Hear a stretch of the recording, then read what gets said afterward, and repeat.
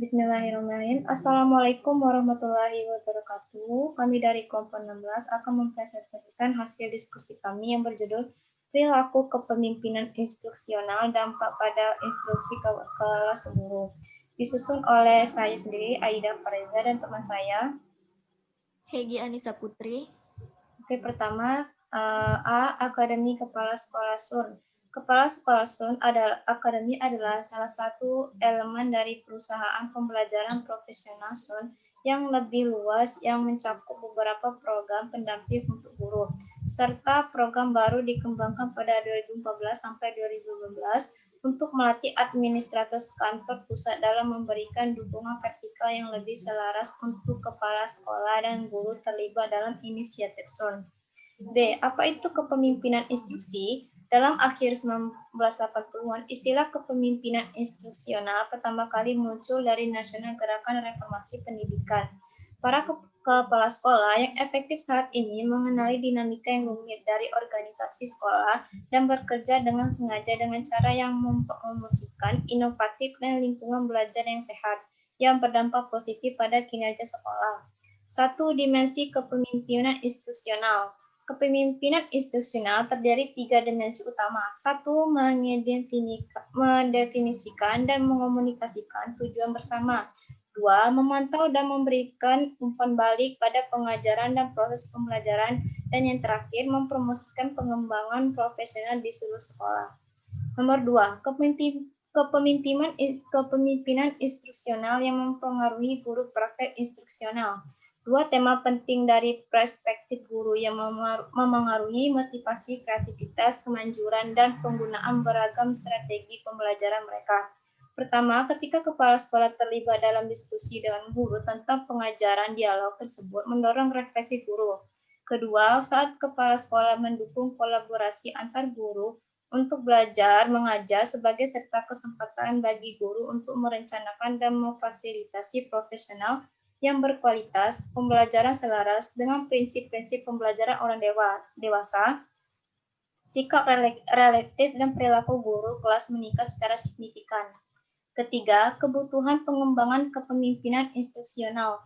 Kepala sekolah memasuki peran profesional mereka dengan sertifikasi yang diisyaratkan, tetapi dukungan tertanam pekerjaan terbatas untuk lebih mengembangkan dan menyempurnakan instruksional, keterampilan, dan praktik kepemimpinan tidak membuat akomodasi untuk pengalaman kepemimpinan sekolah.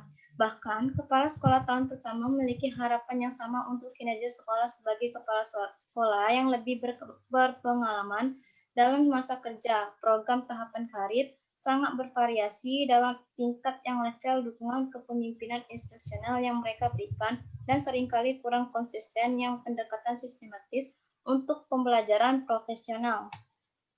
C. Program teori. Di bidang pendidikan secara umum diyakini bahwa pengembangan profesional berkualitas tinggi akan meningkatkan pengajaran. Pengawasan instruksi membutuhkan kepala sekolah untuk memberikan umpan balik leverage tinggi di kelas kinerja, yaitu pertujuan ruang kelas umpan balik berbasis bukti dirancang untuk memulai refleksi, mengidentifikasi area untuk perbaikan, dan memfasilitasi perubahan dalam praktik institusional guru.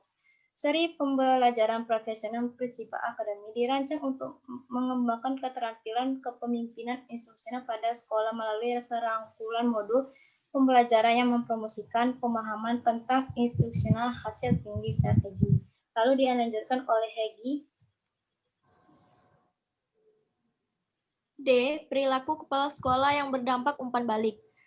Memberikan umpan balik adalah karakteristik positif yang paling sering dikutip yang dilaporkan guru sebagai mempengaruhi pengajaran mereka.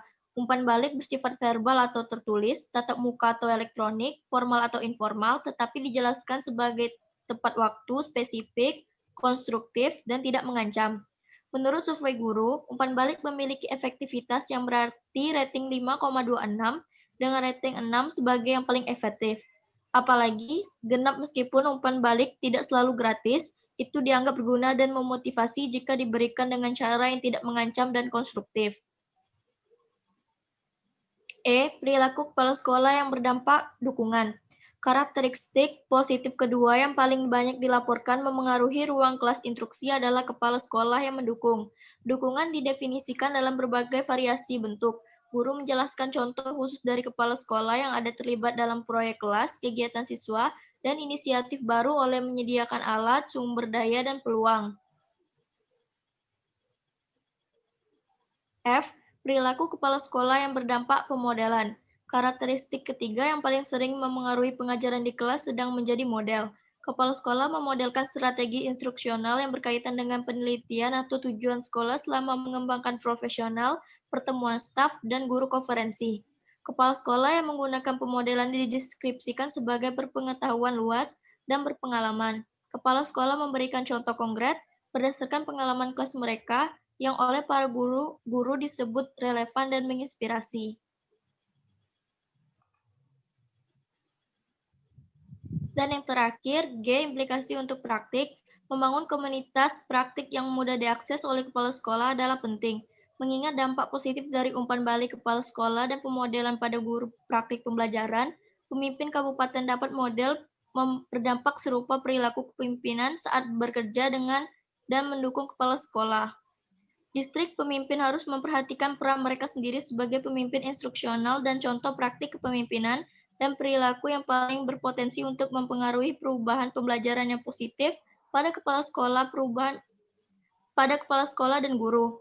Kepala sekolah harus menyadari konteks dan kondisi yang berbeda di dalam sekolah membutuhkan perilaku kepemimpinan instruksional yang berbeda. Itu saja hasil diskusi kami. Semoga bermanfaat bagi kita semua. Wabillahi taufiq wal hidayah. Wassalamualaikum warahmatullahi wabarakatuh.